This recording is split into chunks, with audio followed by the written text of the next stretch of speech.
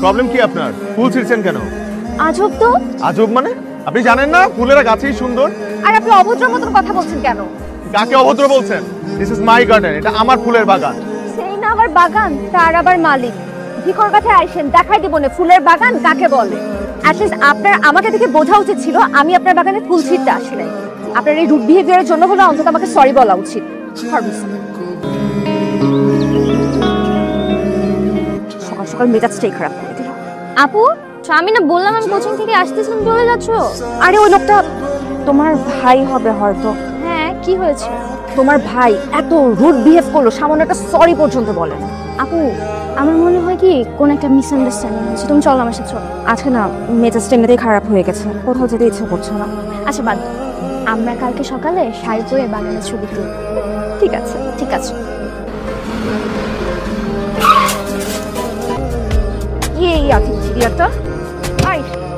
আপনার কি কোনো কমন সেন্স? আপনি জানেন না কোন রাস্তাতে কোন স্পিডে গাড়ি চালাতে হয়? বেশি ব্যথা পেয়েছেন? আপনি তো পারতেন নিচে নেমে আমাকে তুলতে। মিনিমাম কার্টিসি নাই একটা সরি বলবেন। যেমন মালিক তার তেমন যাই। আপনি বসে আছেন কেন? নেমে একটু হেল্প করেন।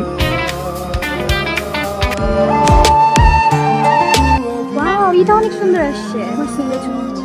ঠিক আছে, দেখি দেখি। পারফেক্ট, এবার তোমার ছবি তুলে দাও। ফুল শুধু গাছেই সুন্দর না, খোপাতেও সুন্দর। তোমার খারুসটা যদি দেখে তাহলে তোমার খবর আছে আজকে।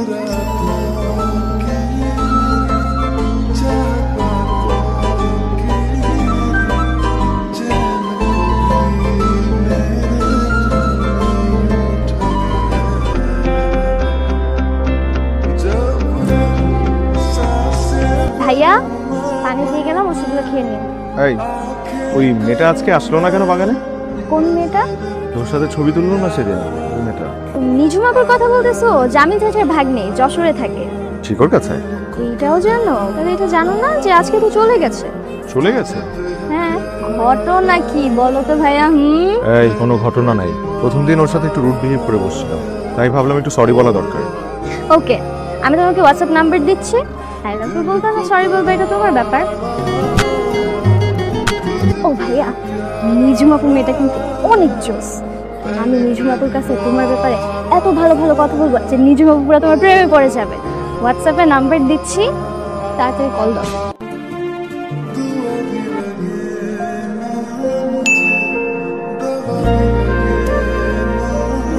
কেমন আছেন? দেখা হলো, কথাও হলো।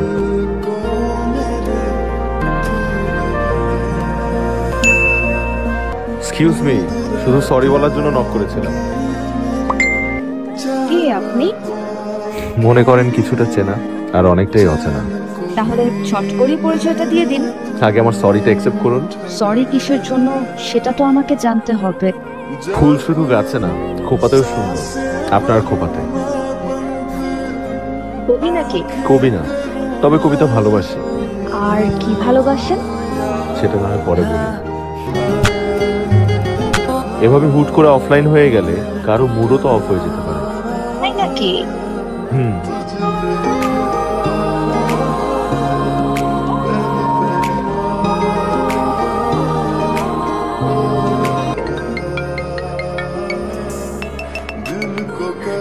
Thank you so much. Thanks কেন? চ্যাট করার পোষা ছিল না। নীলু কিন্তু আমাদের ব্যাপারে এখন সব জানে। আমার ব্যাপারে কথা হয় তোমার নীলুর সাথে? ও তোমার ব্যাপারে অনেক কথাই বলেছে। খুব শান্তশিষ্ট টাইপ, একটা বড় অফিস একাই সামলাও। আরে একটু বাড়িয়ে বলেন। আচ্ছা, তোমার ফুলের বাগানটা কি অনেক বড়? ছাদ বাগান টাইপ আর কি। আচ্ছা, বাই দ্য ওয়ে, তোমার কাছে কি মেক্সিকান ক্যাকটাসটা আছে? আমি না অনেক জায়গায় খুঁজেছি, কিন্তু কোথাও পাইনি। আছে, কিন্তু দিব না। তুমি আমাকে খারুস বলো, তুমি নিজেই তো একটা কিপটা।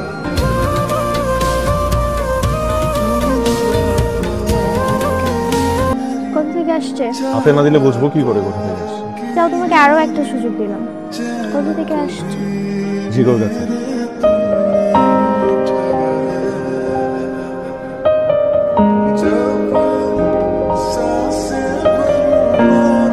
Hello. Thank you so much. গাছটা কিন্তু আমার ভীষণ প্রিয়। আচ্ছা, আমাদের কবে দেখা হবে? তুমি হুট করে একদিন ঢাকায় চলে এসে আমাকে সারপ্রাইজ দিবে। মাশাআল্লাহ, মেয়েটা কিন্তু খুব সুন্দর। খুব সুন্দর। তুই কি মনে করিস আমি কিছুই জানি না? নীলু, আস্তে আস্তে নীলুকে ডেকে লাভ নেই, নীলু বাসায় নেই। তুই কি করে ভাবলি নীলু এরকম একটা বিষয় আমার সাথে শেয়ার করবে না? আর নীলুর পেটে কোনোদিন কোনো কথা থাকে? থাক থাক, আর লজ্জা পেতে হবে না। এটা তো সুখবর, আমার ঘরে একটা লক্ষ্মী বউ আসবে। না, আমার এখন আসলে লজ্জা লাগছে। আমি তোমার সঙ্গে খেতেও পারবো না। তুমি যাও। আমি আর কিচ্ছু বলবো না। নীলুকে বললো যে ওর খবর আছে। যাও। মেয়েটা কিন্তু সত্যিই খুব সুন্দর।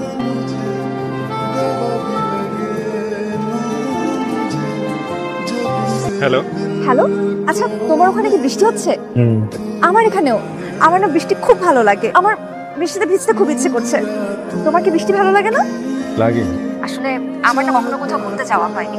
আবু সবসময় আমাকে আটকে রেখেছে, তাই আমার ইচ্ছা আমার লাইফ পার্টনারের সাথে পুরো পৃথিবী ঘুরে দেখা। ও আচ্ছা। আমার একটা স্বপ্ন কি জানো? কি? আমার ভালোবাসার মানুষটার হাত ধরে বৃষ্টিতে ভিজবো। ভালোবাসার মানে কি জানো নিঝুম? কি? একটা ভেলা, দুজন মানুষ ডুবে যেতে যেতে হাত কখনো ছাড়বে না। আমার কাছে ভালোবাসার নাম এটাই। নিঝুম, তুমি কখনো আমার হাত ছাড়বে না তো? কি যে বলো তুমি, তুমি যে হ্যান্ডসাম, কবে জানি আমাকেই ভুলে যাও। তোমাকে ভুলে যাওয়ার আগে আমি পৃথিবী ভুলে যাবো। আমি তোমাকে অনেক ভালোবেসে ফেলেছি নিঝুম। আমিও। কবে যে আমাদের আবার দেখা হবে। দুজন সামনাসামনি বসে থাকবো, এক দৃষ্টিতে তোমাকে দেখবো। আমার অপেক্ষার পালা শেষ হচ্ছে না। মামি, আমি তুই এসছিস সাথে বলবি না আমাকে? খুব সারপ্রাইজ দিতে শিখেছো তুমি না? এখন আমি যাই, আমার হাতে সময় নেই। মানে একটা শরবত তো খেয়ে যাবে। আমার হাতে সময় নেই, তুমি সব রেডি করো, আমি আসছি।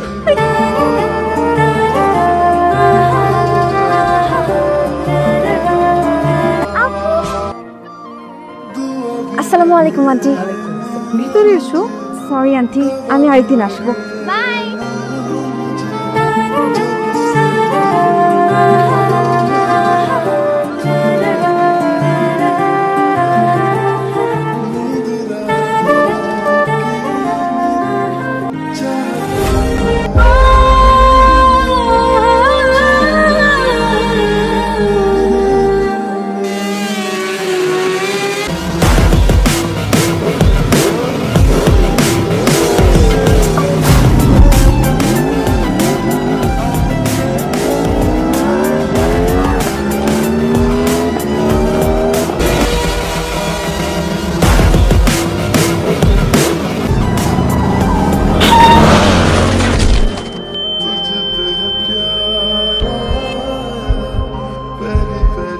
আপনার এই রুড বিহেভিয়ারের জন্য হলো অন্তত আমাকে সরি বলা উচিত।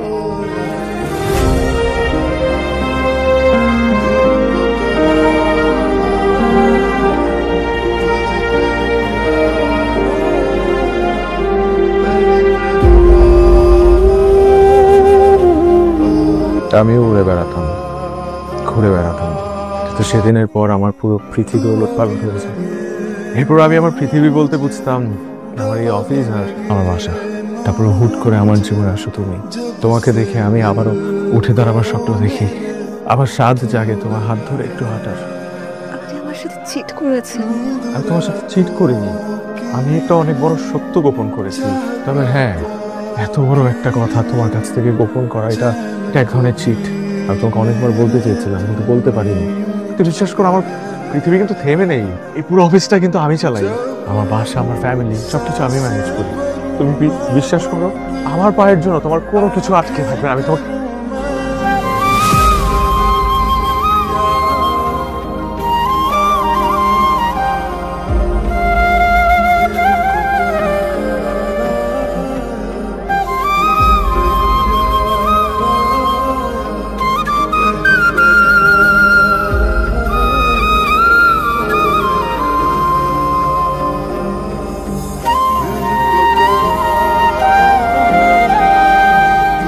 আব্বা, সে তোর বাস্তবতার কথা জেনে তোর থেকে মুখ ঘুরিয়ে নিয়েছে, তার জন্য তুই কেন কাঁদছিস, কেন কষ্ট পাচ্ছিস? আমার নাজিমের তো কারো সহযোগিতা লাগে না, সে একাই সব সামলায়। আমি তোর মা হিসেবে গর্বিত। আমি আমার আগের নাজিমকে চাই, তোর কষ্ট আর সহ্য করতে পারছি না আব্বা। তোর মামার সাথে আমার যখন বিয়ে হয় তখন তুই অনেক ছোট, কিন্তু যত দিন যাচ্ছে তুই আমার মেয়ে হয়ে উঠেছিস। তোকে আমি পেটে ধরে নি সত্য, মা মেয়ের যে সম্পর্ক তার থেকে তোর আর আমার কম না। তোর কষ্টে আমার খারাপ লাগবে, এটা খুবই স্বাভাবিক। তুই যে নাজিমকে ভুল বুঝে কষ্ট পাচ্ছিস, এটা ঠিক হচ্ছে না মা। একটা সামান্য অ্যাক্সিডেন্টের কাছে ভালোবাসা পরাজিত হতে পারে না। তো আমার কাছে সত্যিটা কেন লুকাবে? আচ্ছা, এমন কোনো সিচুয়েশন হয়েছে যে ও তোকে এই কথাটা বলবে? এমনও তো হতে পারে ও ধরেই নিয়েছে, তুই এটা জানিস, ওর ছোট বোন তোকে বলেছে। আর তাছাড়া ওর এই অ্যাক্সিডেন্টের জন্য তো কোনো কিছু থেমে নেই। সামাজিক, পারিবারিক, মানবিক সব কাজে ও এগিয়ে। আমাদের এই এলাকায় এমন কেউ নেই যে নাজিমের মানবিক কাজের প্রশংসা করবে না। দেখ মা, জীবনটা তোর, সিদ্ধান্তটাও তোর।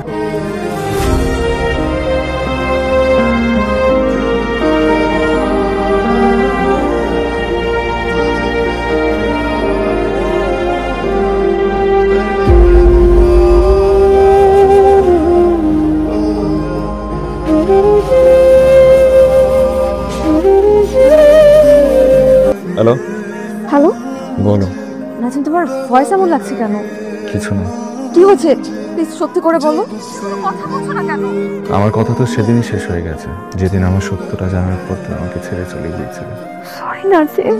আমি চলে যাচ্ছি নিঝুম, অনেক দূরে। তুমি ভালো থেকো। Nazim, hello hello.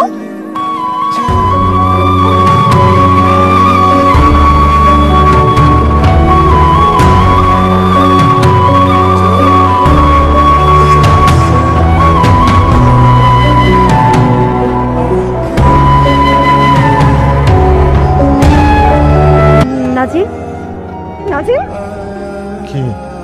তুমি কি করছিলে? ঘুমাচ্ছিলাম, চোখ লেগে আসছিল। তুমি ঘুমের ওষুধ খেয়েছো? ঘুমের ওষুধ খাবো কেন? আমার বুক জ্বালা পড়া করছিল, আমি গ্যাস্ট্রিকের ওষুধ করছিলাম। তাহলে তুমি যে বললে তুমি আমাকে ছেড়ে অনেক দূরে চলে যাচ্ছ। যাচ্ছি তো, অনেক দূরে চলে যাচ্ছি, জার্মানি। এখানে থেকে কি হবে? এখানে তো আমার কেউ নেই। আমি আরো ভাবলাম আমার জন্য একটা ছেলে মরে যাচ্ছে। মরেই তো গিয়েছে, তোমাকে ছাড়া ভেতরে ভেতরে তো আমি মরেই গিয়েছি। আমাকে ছাড়া কেন হবে? আমি কি একবার বলেছি আমি তোমাকে ছেড়ে দূরে চলে যাচ্ছি? বলতে হবে কেন? তোমার অ্যাকশনস আমি বুঝে নিয়েছি। নাজিম, আমিও তো একটা মানুষ, সব কিছু মানিয়ে নিতে আমারও তো একটু সময় লাগে। সেই সময়টুকুই আমি নিচ্ছিলাম। সময় নাও। সময় নেওয়া শেষ। সরি, তুমি তো কষ্ট হয়ে আছো না? তুমি যেমন আছো আমি তোমাকেই ভালোবাসি। কিন্তু তোমার স্বপ্ন, তোমার ওড়াউড়ি, ঘোরাঘুরি, বৃষ্টিতে ভেজা, আমি তো তোমার পাশে দাঁড়াতেই পারবো না। আমি তোমাকে শক্ত করে ধরে রাখবো। আমরা দুজন একসাথে পথ চলবো, একজন আরেকজনের ভরসা হবো।